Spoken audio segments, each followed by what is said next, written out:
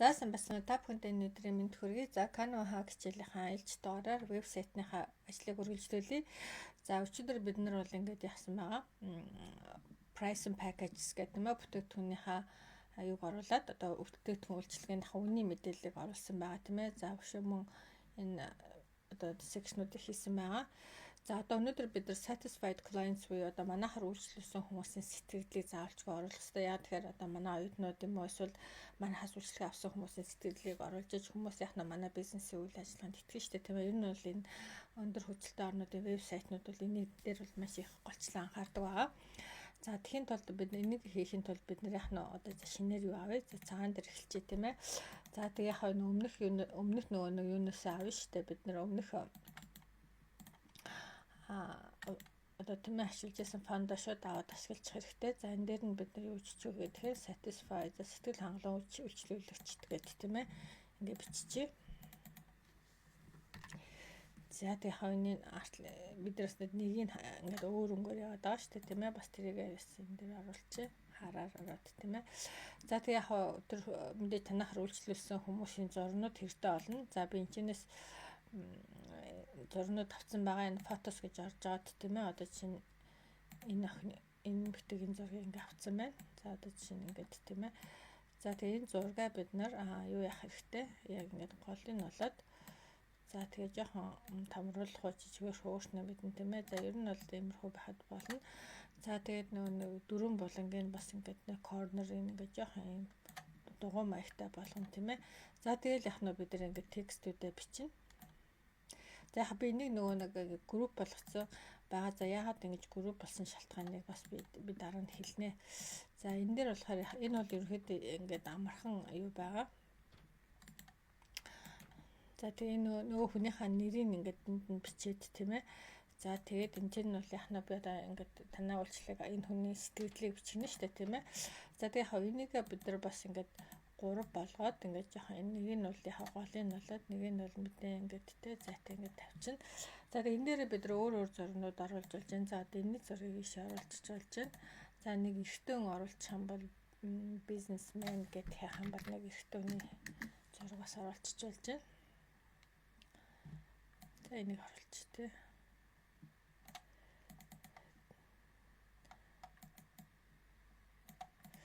За ингээд энэ цагаан юутай болохоор бас нэг сонио харагдаад байна. За whatever.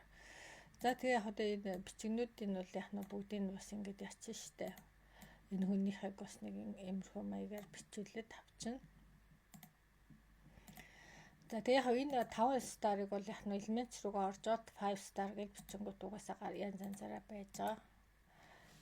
5 elements руу очиж шүү. За тэгээд elements дээр очиод 5 star гэж бичингүүд одоо янз янзаараа байгаа. Тэгээд төлбөртэй төлбөр янз янз л байна тийм ээ. За COL гэж байгаа. Энд чинээсээ хаваад ингээд тавьчихна. За ингээд бидний яг нөө сэтгэл одоо үйлчлүүлэгчдийн сэтгэл гэсэн юу бэлэн болчихж байна тийм ээ. За дараагийнх нөө контакт одоо бидэртэй мэдээ холбоо ярих гэсэн юм юу байгаа штэ. За энэ дээр болохоор би бас саяын зургнуудаас саяын нэмэгтэйгийн зургийг авчихъя. Яг өөрхөн зургийг бас оруулчих бас зүгэл юм тийм ээ. За одоо энэ тохиолдлыг нэг авчихъя. Бас ингэ хуруугаараа заа центр байх юм бол сонирхолтой л юм. За тэгээ энэ контакт гэдэг энийг бол яг бид нар угаасаа юунаас өмнөх юунаас ингэ бичиж тавьчих шүү дээ тийм ээ. За нэг энэ чинь ингэ тавьчих. За тэгээ энийг бол яг угаасаа нөгөө элемент руугаа орж байгаа л email icon гэж бичингүүд.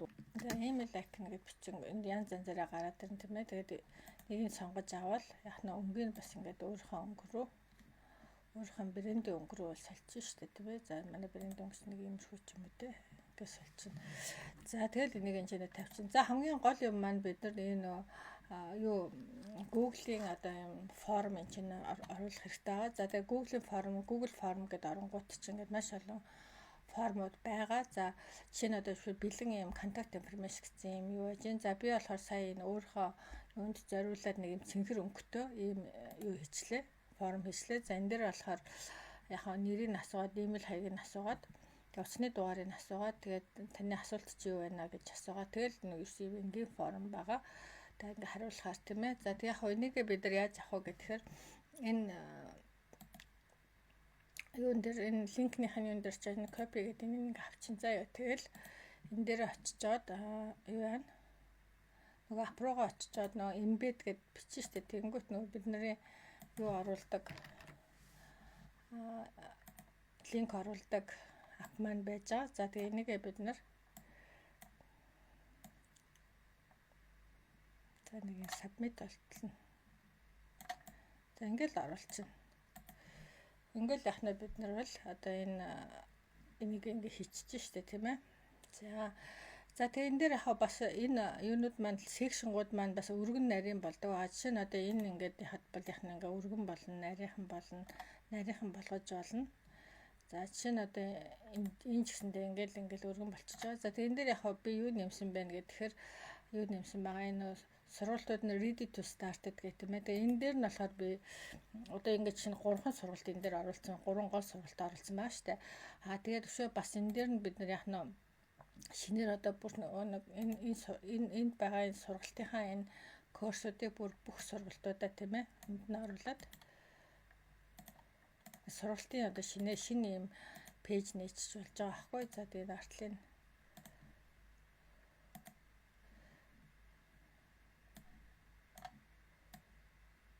courses гэх юм ээ. Тэгээ энд нь бол яхаа бүр олон юм сургалтуудыг ингээд доош нь ингээд нэмээд явчих болно. Тэгээ бид зөвхөн одоо ганцхан сургалт энэ ч бол эхний 3 сургалт байгаа. Тэгээ илүү learn more гэдэг юм бол энэ 3 дахь хуудас руу ордог байх хэрэгтэй. За одоо тэгээ бид нар хамгийн гол юм маань юу байна гэхээр юу яах хэрэгтэй нөгөө нэг навигашн хийх ёстой байгаа. За навигашн гэдэг нь бид түрүү хэлсэн шүү дээ тийм ээ. Тэдгээр хичээлийн өмнөдөр хэлсэн. Энэ дээдлийн энэ одоо вебсайтны энэ хэсгүүдийг бол навигашн гэж нэрлэж байгаа. За навигашн хийхин тулд бид нар энэ notes гэдгийг ашиглах хэрэгтэй. За одоо чинь эхний ингээд энэ бол эхний хуудас ахгүй. Эхний ингээд бүх өгнүүдээ оруулсан. Ерөнхийдөө товч мэдээлэлүүд гэсэн. За одоо яг энийг аль нэг энэ арилгах чинь одоо энэ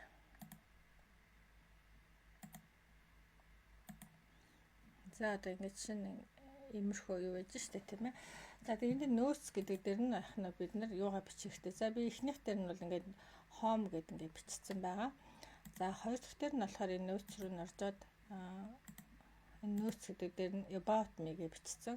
За одоо энэ гурав дахь дээр нь болохоор энэ хараа add page title гэж байгаа. Энэ дээр нь бид нар энэ courses гэж бичиж болж байна. Courses сургалтууд гэдэг тийм ээ. За тэгэнгүүт яхна энэ section маань бүх сургалтууд бачаад ингээд бид нар яхна нөгөө нэг навигашн хавнуудыг энэ чинь нэмээд яваад нэг гэсэн. За энэ дээр нь одоохондоо юм нэмээг байна. За энэ дээр нь бас яг contact information ч юм уу эсвэл үйлчлэгээ мөлчлөг юу ч хийж болно шүү дээ. За эхний хуудас бол угаасаа home дээр нь бол бүх мэдээллүүд товч бөгөөд тодорхой байх ёстой. За тэгээ бусад юунууд энэ дээр нь бид нар бас яхна ингээ блог бичиж болно шүү дээ тийм ээ. Блог гэдэг за blogs гэдэг ингээд 4 юутай юу чи заяа 4 одоо юм хэсэгтэй. За тэгээ бид нар хамгийн гол юм нь preview гэдэг ингээд харах хэрэгтэй. За preview гэдэг ингээд харангуут яхны эхний хуудсан дээр бол яхна эдгээр ингэж харагдчихээн тийм ээ.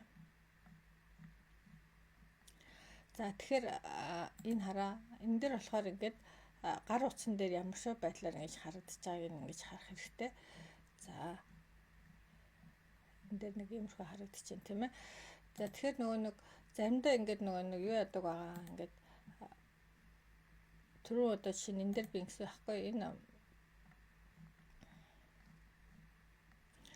энэ гурыг эднэрийг ингээд эн чинь групп болгосон. Групп болохгүй байх бол эдгээр нь хоорондоо ингээд холилдоод тайм билээ. Тийм болохоор цуг харагдуулах юмнуудыг нийлүүлээд бүгдийг ингээд шинэ одоо эдгээр бол ингээд бүгдээр нэг учраас ингээд групп болчих чинь тийм ээ.